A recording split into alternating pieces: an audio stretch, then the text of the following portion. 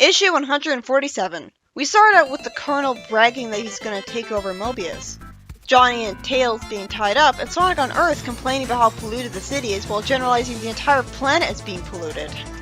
What kind of mindset is that? He says that he thought humans were supposed to be smart. So again, generalizing all humans, which makes this make even less sense. If they're smart, they shouldn't be like this. Fortunately, we do see some humans, as one of the hippies says that some humans are trying to help the environment. And another one of the hippies says Sonic's wearing a cool costume, kinda justifying why they're not freaking out at seeing an alien. The hippie somehow realizes just from touching his spine that Sonic's not wearing a costume, and the hippies gladly decide to help him save Mobius, since naturally they're good people. That's very open-minded of them to not freak out at seeing an alien. We cut to them being somewhere else, and Sonic tells a man behind a desk about the invasion, and the man is surprised at the Colonel doing it, while mentioning that he has another base in Scotland. Oh, so they're in London, according to him.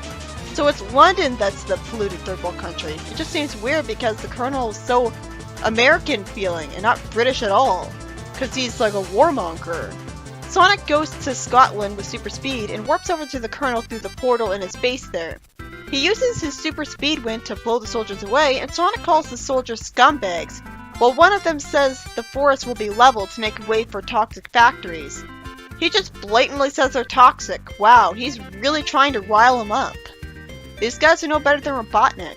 But then conveniently it starts raining, and lightning strikes exactly the right place, rather than striking the tree that Tails and Johnny were tied to. Tails is in a panic that he's never known weather like this before, and it's tossing the soldiers around like toys. For some reason, Sonic offers the soldiers some help, but they refuse and are sent back to Earth through the portal, where they're placed under arrest by the British Prime Minister himself. With the bad weather conveniently gone just after Tails was saved, Johnny, who has a broken arm because actions had consequences this time, I hope that lasts a few issues, hopes that they'll never see humans again, and Sonic fortunately says that they're not all bad to counter the racism he constantly showed as a hero. Shortfuse says that the storm was as if nature itself was fighting back against the humans' plan to destroy the ecosystem. Or Tails did it with his kitsune powers. That would work too. And better. Since if nature could do that, you'd think the weather would have gone crazy the whole time Eggman was ruling. And sadly, Sonic doesn't point this out as an explanation for why he doubts Shortfuse's explanation. Why not believe in the supernatural in a world full of magic? In the next story, I guess the Ring of Eternity decides to be dickish since it sent Amy and Techno falling into a giant spider web. That was mean of him. They fortunately managed to easily get out of the web, and Amy says that they're in a world of giants where everything is huge, as she's standing next to a giant computer. Then after one of them just assumes the giant next to them looks mean, it turns out he is, as he calls someone saying that he's going to download the secret weapon files, giving the government the ability to wipe out the peaceful nation he's in. Techno uses the telephone wire as a slingshot to send Amy flying towards them. Good thing this zone is in a time period before cell phones. Amy pulls at the guy's shirt, which is enough of a distraction for Techno to jump on the keyboard of the computer to try to delete the program, only for her to get noticed by a spider, not the man. First, why isn't the green guy looking at Amy and freaking out what's happening to him instead of blankly staring into space like a dope? And second, why isn't he noticing what Techno's doing since he seems to be staring ahead and does have to scream? This doesn't make any sense at all. Because Amy decided to speak out loud her concern for Techno, her speaking near his ear gets him to say he's hearing voices and gives her an idea. Good thing he decided to speak his thoughts out loud too. Amy speaks into his ear as a voice of his conscience, telling him to abandon his goal, but she doesn't explain why. That's officially the worst become good speech ever. And yet it works, as he screams at feeling guilty and decides to take on stamp collecting in a panic. Okay then.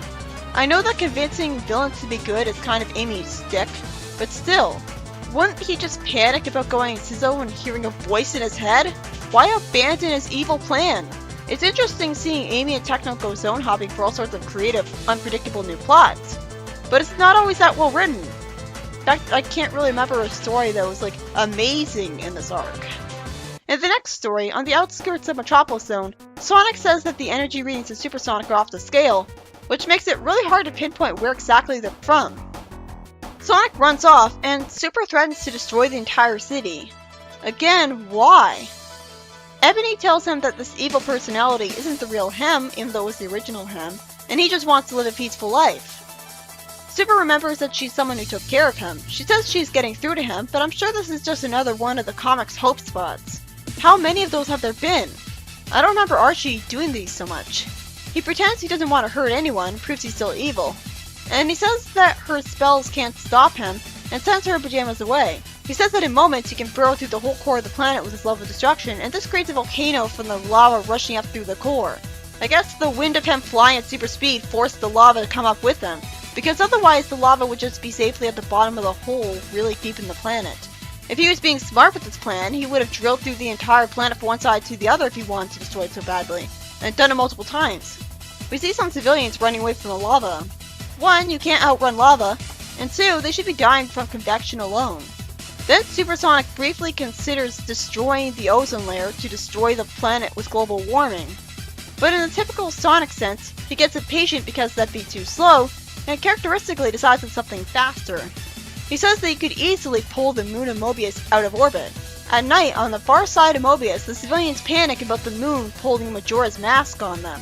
As I wonder why the whole planet has to be destroyed from this by the massive tidal waves that would result from it moving towards the planet. There's a whole game theory video on the science behind why the moon crashing into the planet would be destructive in ways beyond simply the moon hitting the planet. The only way this wouldn't destroy the planet, just from sheer proximity alone, would be if the Mobian moon was actually really small compared to the rest of the planet, like with Majora's Mask's moon. Then it wouldn't really matter what happens to it because of the small size having such a little effect on the planet. The moon seems to hit the planet, but oh good, this makes more sense. Ebony was using a spell where she surrounded Super's head with a globe of N-Rock, giving him hallucinations to make him think he's doing what he wants. But since we're seeing this, her difficulty with the spell has probably made it stop working for her. Ebony says that she's exhausted and could only keep the spell active for a few more minutes before Super would be free, or Sonic as she calls him. And Pajama says that then he's going to be really mad. In all those minutes, Sonic still hasn't gotten to Supersonic while running at Sonic's speed? How massive is Metropolis? And the rest of the issue is just a reprint. The first 2 stories are by Lou Stringer. The first story is about Sonic going to Scotland off-screen to find a portal back to Mobius in the Colonel's base, and while soldiers threaten to ruin Mobius, a lightning storm conveniently only strikes what's good to hit with lightning rather than hitting the tree Tails and Johnny are tied to, getting all of them sent back to Earth with a tornado and arrested by the Prime Minister's police. Shortface tries to say that this storm was nature itself rebelling against the humans wanting to ruin the environment, even though he somehow doesn't believe in the paranormal happening on Mobius. Except if this can happen in response to just the threat of pollution, why wasn't this happening non-stop when Eggman was ruling? A better explanation would be that Tails subconsciously summoned the storm and lightning and tornado with his weather kitsune powers, since he is based off the magical kitsune after all. He was only called a mutant fox to dumb it down to the audience. It's certainly an interesting twist how the villains were defeated by nature itself, like how the Kudzu was defeated by rain in Archie. The second story, where a villain in a giant world is stopped from causing a war, is full of contrivances, as the only reason it worked out was because 1, Amy and the giant decided to speak their thoughts out loud, 2, the giant somehow didn't look over at either of them and notice Amy and Techno and instead just stared blankly ahead while Amy was pulling his shirt, and 3, Amy talking to him as his conscience actually did convince him not to go through with his evil plan. He's very weak-willed. There's no way the story would have gone the way it did with the remotest of logic to it. And the third story by Nigel Kitchen is about Ebony using a spell on the evil Supersonic to make him think that he's destroying Mobius by hitting it with its moon. The spell's naturally difficult though, since she'd have to vividly imagine everything in his delusion. And she's just about to run out of energy minutes later. Why hasn't Sonic gotten here already? He's speedy, isn't he?